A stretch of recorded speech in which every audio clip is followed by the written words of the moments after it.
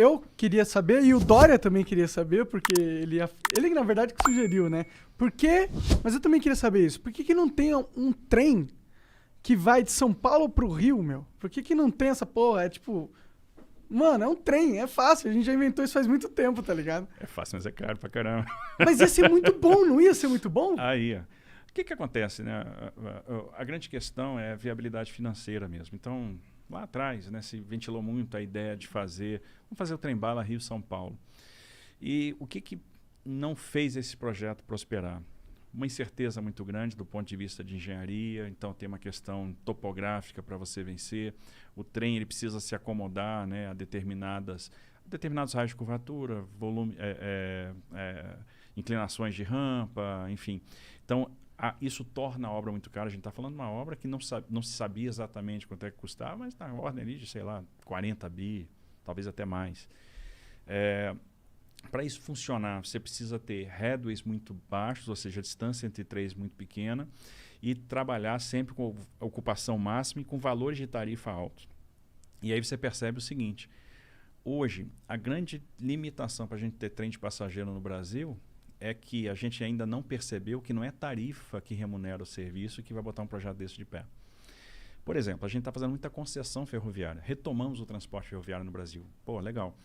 E todo mundo me pergunta, que é um desejo do brasileiro. Essa sua dúvida é a dúvida do brasileiro geral. Todo mundo pergunta, pô, mas e o trem de passageiro? Eu quero andar de trem. Todo mundo tem esse desejo. Acho que o pessoal vai lá para fora, ou a turma mais antiga andou de trem de passageiro no Brasil. Todo país desenvolvido de verdade tem uma malha ferroviária incrível, né? Exato. Faz parte do desenvolvimento de um país. Se você pegar as nossas concessões, não tem vedação ao transporte passageiro. Ou seja, o concessionário poderia operar passageiro. Por que ele não opera? Porque eu vou suprimir capacidade da via, né? Vou subtrair alguns pares de trem-dia daquela via, e é uma operação que não vai gerar receita, né? Porque é muito melhor estar operando carga, dá muito mais dinheiro, né? Torna o negócio muito mais atrativo. Sempre quem governa a operação é a operação de passageiro, por causa da questão de segurança, etc.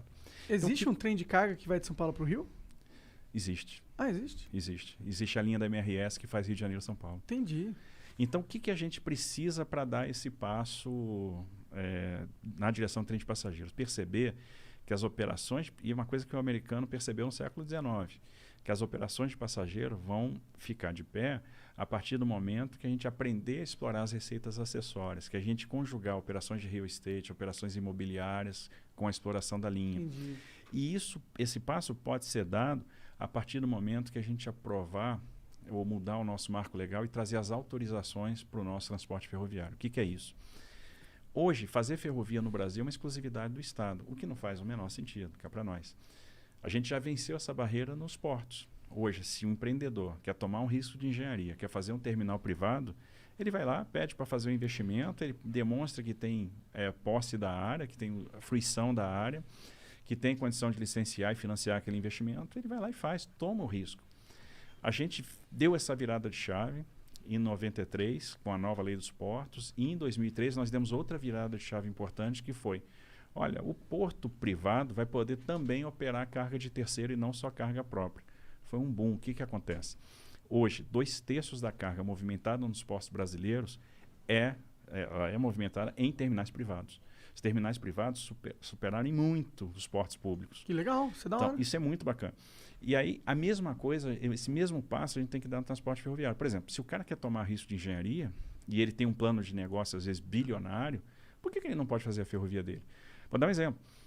Nós temos papeleiras, indústrias de celulose no Mato Grosso do Sul, com investimentos de 15 bi, 10 bi. Por que o cara não pode usar 2,5 bi e recuperar a Malha Oeste e fazer o transporte dele de ferrovia para o Porto de Santos? Que a logística de celulose do Mato Grosso do Sul para Santos é de caminhão. Ou por que ele não pode fazer um ramal de Aparecida do Taboado, onde ela vai se conectar com a Malha Paulista até Três Lagoas? Isso assim, a gente está falando de um ramal de 1 bilhão e pouco. É porque ele não pode fazer, porque é exclusividade do Estado. É o marco legal que define isso. É o marco legal. Então a gente precisa romper isso. Existe alguma movimentação para mudar o marco legal? A gente está trabalhando para mudar esse marco legal. Como que é para trabalhar para mudar o marco legal? Como que a gente muda essa porra? A gente tenta... Nós encaminhamos, né, e patrocinamos um projeto de lei no Congresso. Que ele ainda não andou, não está andando. Se ele não andar, a gente tem a opção também de uma medida provisória, que talvez seja uma questão de urgência agora, a gente promover investimento. Eu acho que uma das soluções para a pandemia é a gente jogar investimento, que o nosso desafio a partir de agora vai ser gerar emprego. Com certeza. Então, quanto mais investimento, mais emprego, e é uma forma de a gente dar esse passo. No século XIX, de 1854 a 1913, nós tivemos um boom ferroviário no Brasil, com ferrovias autorizadas, todas privadas. Por que elas se tornaram públicas? Porque elas quebraram na década de 30, com a crise de 29, a crise do café, e o governo foi lá e encampou essas ferrovias que tinham dívida com financiadores. Nos Estados Unidos, até hoje, as ferrovias são privadas. Então, as ferrovias são autorizadas. Por isso, lá eu tenho 7 grandes operadores ferroviários e eu tenho 600 operadores de short lines. Eles têm 270 mil quilômetros de ferrovia, contra 28 mil quilômetros que nós temos aqui. E estamos fazendo bastante. Assim, a gente já contratou 30 bi de investimento privado em ferrovia. A gente deve chegar até o final do ano que vem com 60 bi. É um impulso ferroviário sem precedente. A gente está plantando as sementinhas que vão fazer com que o transporte ferroviário chegue lá em 2035 com 35%, 36% de participação na matriz de transporte. Então a gente sai dos 20% de hoje para 35%, 36%. A gente vai chegar perto do que um país desenvolvido tem, que é em torno de 40%. Entendi, isso em 10 anos. Em 15 anos. Em 15 anos. Porque deve ser difícil e demorado pra caralho fazer trilho de trem em tudo que é canto. Mas se a gente for olhar, é um transporte muito seguro, até pras empresas. Em termos de passageiro é legal, mas as empresas sim, porque não tem como roubar um trem. Quer dizer, até tem, mas é muito mais difícil, né? Você roubar uma carga na rodovia. Pô, exatamente. Assim, o transporte ferroviário, ele traz a regularidade do serviço. O cara sabe que às vezes vai ter uma velocidade de deslocamento menor, mas vai transportar um grande volume, né? Então, um trem carregado, um trem desse de 120 vagões, ele vai tirar 240 bitrens da rodovia, 300 bitrens da rodovia. Então, é muito mais carga, é muito mais barato e, no final das contas, tem uma regularidade, né? Muito mais seguro. Você sabe que vai sair naquela hora programada, vai chegar naquela hora programada. Não tem perrengue, né? Tantos, não tem perrengue. Então, assim, isso é muito atraente, né? Pro transportador, pro dono da carga, para trade, é muito bacana. Sim. O Biden lá nos Estados Unidos, eu sei que ele está com um projeto de investimento na infraestrutura de, sei lá, 12 trilhões de dólares, um negócio assim. Não é da infraestrutura só, tem vários pacotes. Acho que a infraestrutura são 2 trilhões de dólares, né? Muita grana, tá ligado? E isso parece ser inteligente, porque a infraestrutura lá tá meio acabada. Eles não faziam muitos anos que eles não reformavam e não investiam lá. Será que não era inteligente a gente dar um passo aqui no Brasil nesse sentido também? Com certeza. É o que a gente está tentando. A grande questão, assim, o americano tem uma vantagem em relação a nós, que é a política monetária ilimitada, né? Pode emitir sem gerar muita pressão inflacionária. Eles vão sofrer com um pouquinho de inflação agora, que é uma coisa inusitada. Se você pensar assim, em 2019, se algum país desenvolvido ia ter uma inflação acima de 1,5% ao ano, a resposta ia ser, não, impossível. E eles vão lá, sei lá, ter 2,5%, 3%, que é uma coisa, para o padrão americano, impensável. A gente aqui não tem esse mesmo fôlego. Então, nós temos duas coisas. Uma, eu tenho que ser responsável do ponto de vista fiscal para sinalizar para o investidor que eu tenho um compromisso com solvência. Se a relação dívida-PIB estoura, eu passo para o investidor uma ideia de que o Brasil vai ficar insolvente, vai dar calote, todo mundo foge daqui. E a segunda coisa, eu tenho que trazer investimento privado. E aí é exatamente onde a gente está trabalhando. Fazer uma soma rápida aqui. A gente pensa assim nos trilhões lá de fora, fica com uma inveja danada. Eu confesso que eu fico também, tá? Fico doido para ver uns trilhões desses também. Mas vamos lá. A gente fez até agora 71 leilões de ativos de infraestrutura, né? Transferimos 71 ativos para iniciativa privada. Assinamos 96 contratos de adesão para terminais privados. Então, os leilões que nós fizemos, em torno de 75 bi de investimento contratado. Mais os arrendamentos portuários e os contratos de adesão, uns 12 bi de investimentos em portos.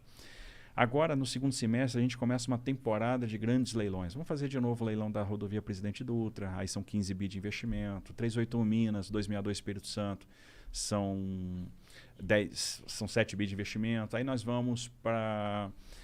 No início do ano que vem a gente faz os 6 lotes de rodovias do Paraná, 44 bi de investimento. Tem Ferrogrão, são mais 12 bi de investimento. Porto de Santos, aí são 10 bi de investimentos. tem Porto do Espírito Santo, e aí mais os aeroportos da 7ª rodada. Então tem um monte de coisa. A gente vai chegar no final do ano que vem com 250 bilhões de investimento contratados em infraestrutura de transportes. Beleza. Aí vamos pegar óleo e gás.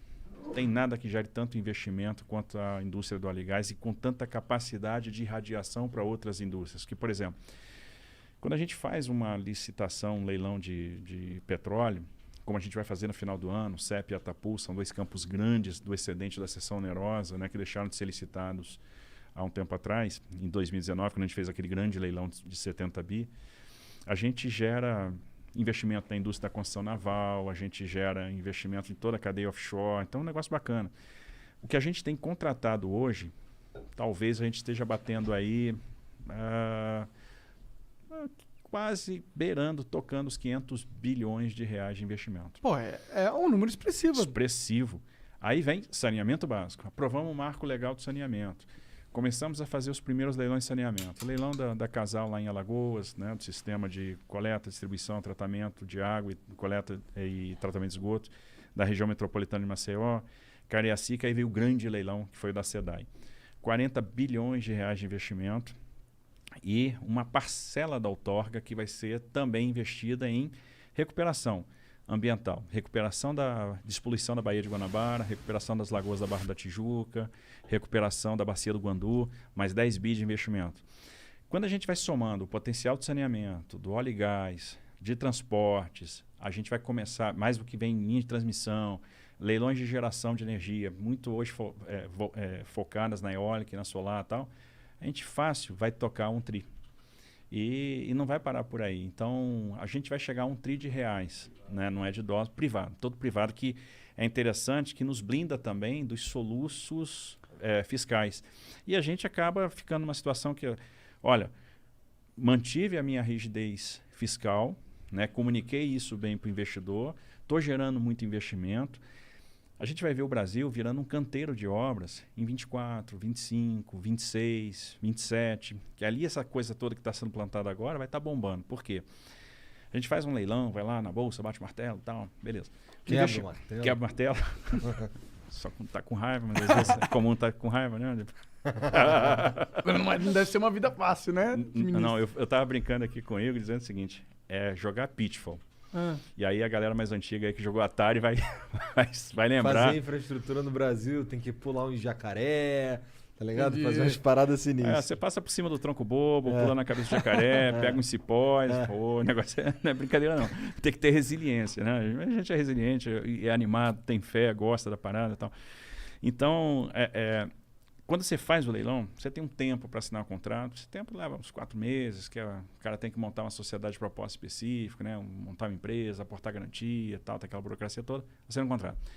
Aí ele entra numa fase onde ele vai fazer projeto de engenharia, ele vai licenciar aquele empreendimento, né, ambientalmente, e mais importante, ele vai obter funding, porque para fazer tanto investimento, ele vai atrás da operação de crédito. Em uma operação de crédito de grande porte, uma operação de crédito bilionário, uma emissão de debêntures, vai levar 8 meses, um ano e 2 meses.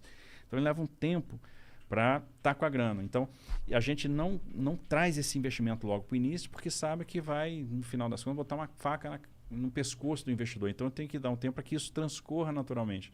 Então você tem uma fase de serviços iniciais, depois o investimento pesado ele começa. Por isso que eu digo, 24, 25, 26 vão estar voando. Pode crer. Então vocês estão realmente plantando sementes. Elas demoram para dar frutos, né? Exatamente.